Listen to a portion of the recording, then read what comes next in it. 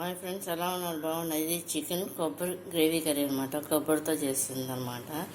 చూడండి, ఇది కనుక మీకు నచ్చినట్లు లైక్ చేయండి, షేర్ చేయండి, సబ్స్క్రైబ్ చేయండి ఫ్రెండ్స్.